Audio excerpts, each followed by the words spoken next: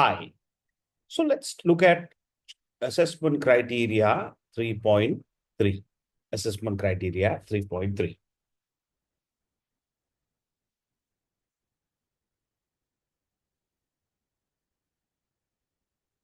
All right, let's get started.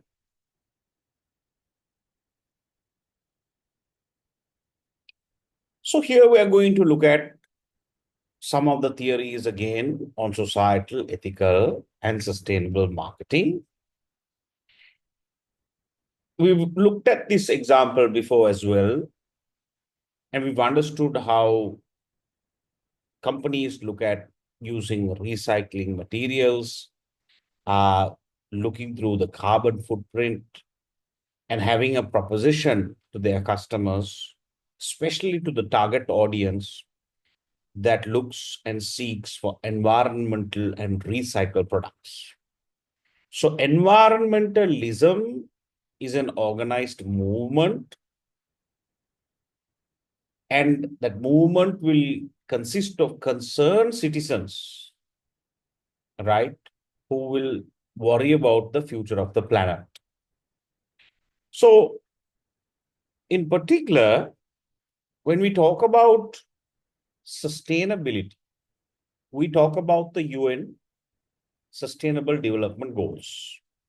We call this the UN SDGs. Now, you need to study the UN SDGs because there can be questions. United Nations has 17 areas of focus. I have included some videos on this. Please watch it. With their extensive research, they've identified these 17 areas that will help them improve the overall global sustainability goals and objectives. So they have looked at all these 17 areas and they are encouraging many companies to contribute their sustainability efforts in these respective quadrants. So they have goals for no poverty, zero hunger. These are global issues. Good health and well-being, quality education, accessibility for all, gender equality, clean water and sanitization. So you can see from different parts of the world, even the developed world, will have some problems in some areas. So you can't say all third world countries has all these problems. No. Some of the most developed countries might have also some problems that they need to address. Remember, these are sustainability goals. So it encompasses the environment and society. Affordable energy, clean energy, decent work and economic growth, industry innovation and infrastructure, reduced inequalities, sustainable cities and communities, responsible consumption and production, climate action, life below water, that is the sea, essentially, life on land, peace, justice, and strong institutions, partnerships for the goals. So I want you to watch their objectives. I want you to understand how they measure these goals, because this chapter is about measuring, and see how the United Nations in their report and in the video I shared, how they are measuring each of these areas. Because something that gets measured, a thing that gets measured will get done. If you don't measure it, it won't get done. And we talk about the environmental, social, and governance. Environmental, social, and governance. Goals and objectives. We call these the ESG principles. I have added a video on this as well. So it is like the triple bottom line, but it's another framework that talks about how an organization can have environmental goals, just like the triple bottom line, social goals, and the difference here is the third one is where it's different, governance. governance structure, okay, in terms of diversity, in terms of bribery and corruption, fair play. So the governance, corporate governance record is the third pillar. So we call this the ESG theory. And we have another theory that I want you to acquaint yourself with. This is called the GRI, the Global Reporting Initiative. What is a GRI? I have given you a video, a detailed video, but please read up on this. The GRI, the Global Reporting Initiative, is an international independent standards organization that helps businesses, governments, and other organizations understand and communicate their impacts on issues such as climate change, human rights, and corruption. So all these standards organizations also help you to quantify what you're trying to achieve in this area. Same with the ESG. You can quantify your initiatives. Same with the UN SDGs. You can quantify what you're doing. And that is sort of the outcome of this chapter. How do you measure the company's sustainable marketing performance? So there are many ways that you can measure the performance, right? There are many ways that you can measure the performance. Now, the trend in reduction of carbon footprint, you can use carbon calculators, right? I have given you some examples of carbon calculators. You can watch the videos. There are many companies that have carbon calculators, many institutions that have carbon calculators, and it will help you calculate your footprint. Then waste reduction in terms of recycling initiatives, packaging, right? How do you change your packaging, reduce your packaging? Social impact and reach and sentiment analysis, the number of community projects, social impact, donations, partnerships, count the number of beneficiaries and partnerships. So there are many ways to measure. Now, this is very important. You need to study this, how to measure. Because if you don't measure this, it won't get done. Sustainable product sales and behavioral change. Measure the sales data of especially the sustainability related products. You saw those shoes that Adidas has. Nike has the same. Most of the luxury collections, all the brands will have, a particular product or a category focused on sustainability and recycling. That is the trend. So you can measure the performance of the sales of those products. Social media advocacy patterns in terms of the reach and engagement rates of whatever you are doing in terms of sustainability. The return on purpose. Calculate the revenue or cost savings directly attributed to sustainability initiatives. Compare this to the investments made in those initiatives. So these are, guys, some of the areas in which you can measure. Now, I must be honest with you.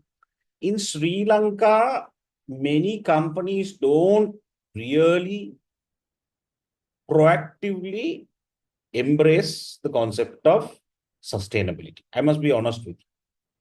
Unless there is a huge benefit that they get from it in terms of customers demanding sustainable practices from the organization. Now, I know our apparel manufacturers like MAS, Brandix, Hydra-Manis, they use the sustainability story to differentiate themselves in the international markets. So obviously, their sustainability credentials, their measuring of sustainability, what they do, all that. And in terms of reporting, having an independent audited report, a corporate sustainability report, their corporate governance, all that is important. Why? Because your customers may not buy from you otherwise. Because big players like Marks and Spencer, Zara, Victoria's Secret, and all the other large sellers of garments, they are worried about their suppliers' record. Because if one of their customers show that they are ordering products from Sri Lanka, but we have sweatshops here, we don't look at our recycling, it's going to be a reputational disaster for those large companies. So they are very concerned about whom they order their products from. So those companies spend a lot of money towards sustainability and measuring their performance and delivering results. But in Sri Lanka, I don't see other companies really doing it. It is actually a more of an annual report, academic exercise than genuine sustainability. You get some banks that do some stuff. I find that banks really engage in sustainability initiatives to, again, have it in a section of their annual report, because they have annual report competitions between banks and so on and so forth. Awards that you can win and all that. And some banks may do it because they have deep pockets. Their budgets are big. So to have the goodwill spread amongst its customers, because there's a nice story, to write to your customers and talk about biodiversity, talk about how you're protecting the leopards in Yala or the butterflies in Zamanalakanda, or, it's a nice story. So it has a knock-on effect on the brand, on the corporate brand. So companies in Sri Lanka may do that, but, you won't see general companies who will stop advertising, who will reduce their budgets on other areas and spend money on sustainability marketing. So that is partially because our customers are not sophisticated enough to demand sustainability efforts from the companies. But in the UK, because you're doing a British exam, the story is very different. Okay. In the UK, it is very, very different. There are laws and customer sophistication, awareness, demands are very, very high. So in the West, you have to be very, very careful and have strong sustainability credentials and measure your sustainability marketing performance. So again, continuing our discussion on measuring the sustainability performance, education, engagement, and community building. So you can look at the number of workshops, webinars, education events that you conduct. Supply chain transparency. You can look at the percentage of materials sourced from ethical and sustainable suppliers. Evaluate and measure origins of materials, where you look at traceability. Traceability is to look at where your components are sourced from. Traceability. Sometimes you have to look at suppliers, and you have to look at suppliers, and you have to look at suppliers. That is traceability, right? You have to, if you look at coffee, you have to go to the grower, the plucker. If you look at wines, you have to look at the winery, right? There are a lot of intermediaries in between. But if you really, to understand sustainability, you have to go and start from the traceability should be from really where the ingredients are produced. The ingredients are produced, right?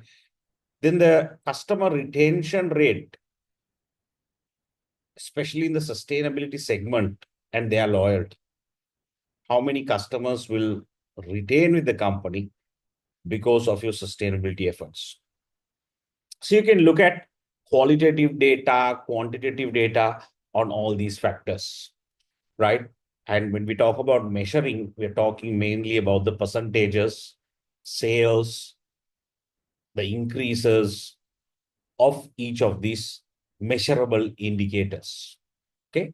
So there are so many ways you can measure the company's sustainable marketing performance. And from industry to industry, this might change as well. And in terms of measuring the company's social marketing measures. So sustainability can be the environmental, but now we're talking about the social, societal, people related. So inclusivity is something that you can also measure, right? Now, sometimes we say how many females we have represented in parliament. Sometimes we might look at a board of directors and say how many females are there in the boardroom. Sometimes we have students and parents also looking at our lecture panel and saying, how many females do you have as lecturers? Right? You have all males. Right. You have one female. Right? That's not enough. 50% female. So you see, there are different requirements of customers. They look at inclusivity, diversity, representation, right? Involves identifying the needs of diverse groups, assessing those needs. So sometimes when you look at inclusivity, you have to look at the handicapped. There are different types. Then you have to look at color prejudice, gender prejudice, ethnicity prejudice, religious prejudice, LGBTQ prejudice. So there are so many angles you need to look at when it comes to inclusivity. Sometimes age also is an issue. You can't have a lot of old people or a lot of younger people. So inclusivity is to have the kind of diversity and to ensure that there's fair representation. Well-being. Now, this is a topic that a lot of people have spoken of post-COVID, especially mental well-being, right? Because we were all locked up for almost 2 years and we were going crazy, right? Mental well-being.